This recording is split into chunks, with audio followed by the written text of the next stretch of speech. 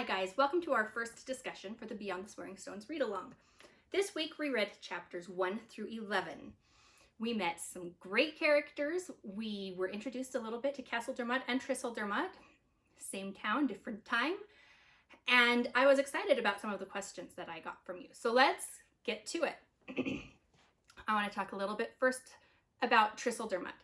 It was a really important town at the time. It was the crossroads. People coming from Dublin had to go through Tristledermot to go any direction, really. It was a walled town. So it was a town that was run by the Anglo-Normans. They had the wall around it to protect them from the Irishmen who were trying to get their land back. Dublin had the wall, and that's one of the places where the phrase beyond the pale came. Pale, P-A-L-E, we think of today as color. It's light, it's pale. The term pale that was used there is not used much anymore, but it's like a stake, a long pointed stick. And it was used to make a gate or a fence. So anything beyond the pale is anything outside of the high society, outside of what's considered civilization. It's uncouth. And that's how a lot of the Anglo-Normans looked on the Irishmen. And we have a lot of those similar things happening today. I'm not going to get into any of that, but just to give you a little bit of background on it. The foods that I mention and any plants that I mention were all there at the time. Maybe not in that specific location, but in the area. So if I mention any food that they are eating or set on the table or any of that, that was available there at the time. Because of its location and because of its importance as a crossroads, they had access to a lot of exotic things, a lot of foods and a lot of things that just weren't available in all the parts of Ireland through this time.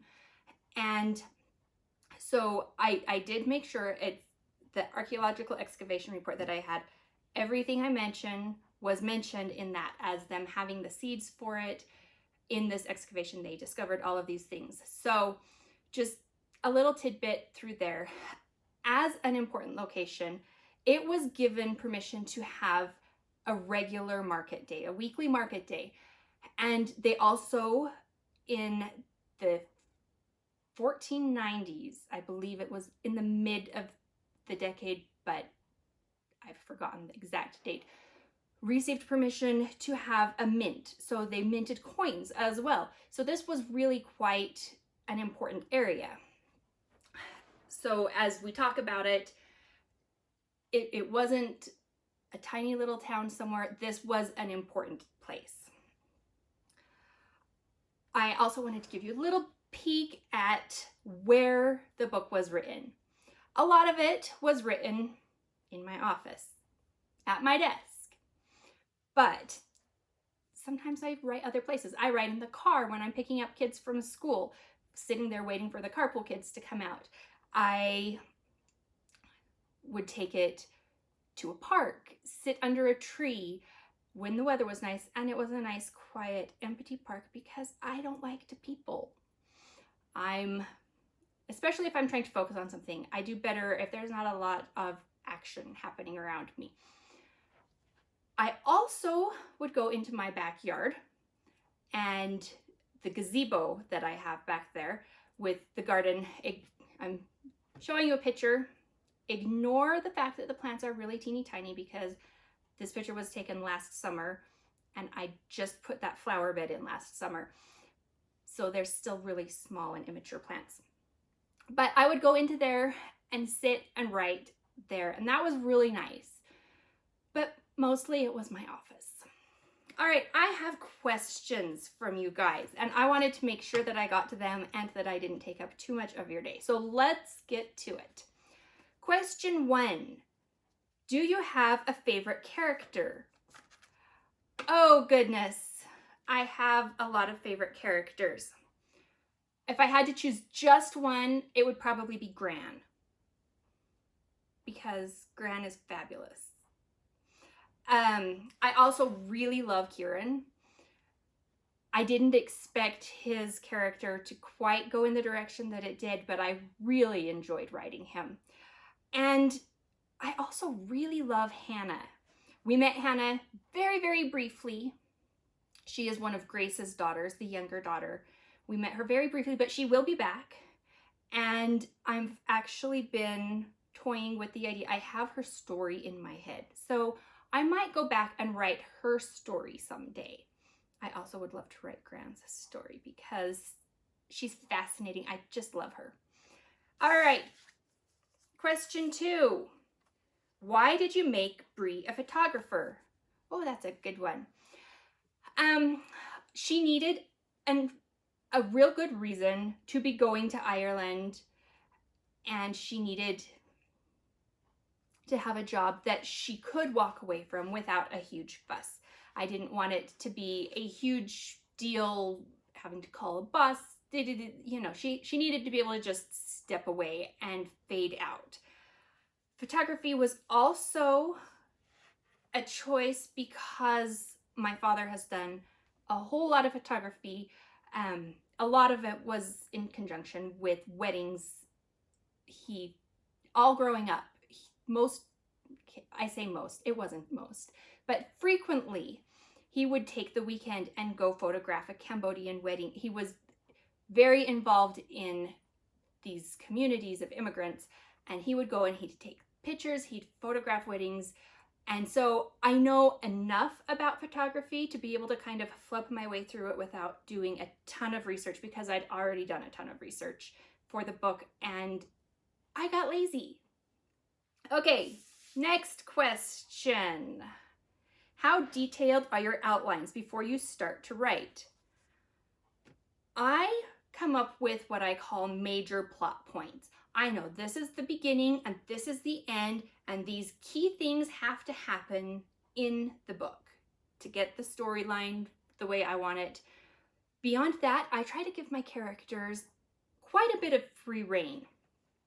I've found the hard way that if I try to force my characters to what I specifically want, it doesn't always go so well. But if I give them enough leeway, they come up with great ideas all on their own. It's like going on a car ride. You're starting here, you're going there, you know you want to stop at these locations, but you can choose to take the winding mountain path or the highway that goes straight through. You can find different ways to get from point A to point B, to point C, to point D, and so on. So I try to give them some leeway. One example here is Neve. I did not anticipate Neve at all when I started writing. Neve was a surprise to me. When I was reading through that archaeological excavation report, there was mention when they had been digging, they had come across a grave of a woman and I believe it was 3 children all buried together, and there was nothing known about them. And I started toying with the idea. It just kind of settled in the back of my mind, and I didn't quite expect it to happen. So when she came to be, when she kind of poked her head in and said, I'm going to be here, I had to go back and fix things so that she could be there, because I had not really anticipated her. But I do feel the story is a bit richer for her being there. So that's just one example. I do try to give them leeway. Let's see. How do you know so much about yarn? Well, I'm a knitter. Hold on 1 minute.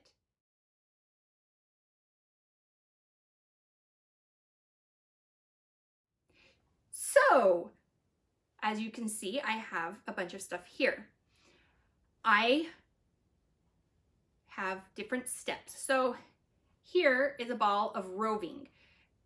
As you can see, it's a wide strand, and when you're going to turn it into yarn, you split the roving. So you split it into small, narrower parts, and then you spin it. After that, you have yarn. This is one that I made. It's not a great example. This was one of my early tries at it, but it gives the idea. And then I do knit. I used to knit quite a lot. Then I got a concussion and it messed with the part of my brain that works with knitting. So I don't manage to knit as much as I used to.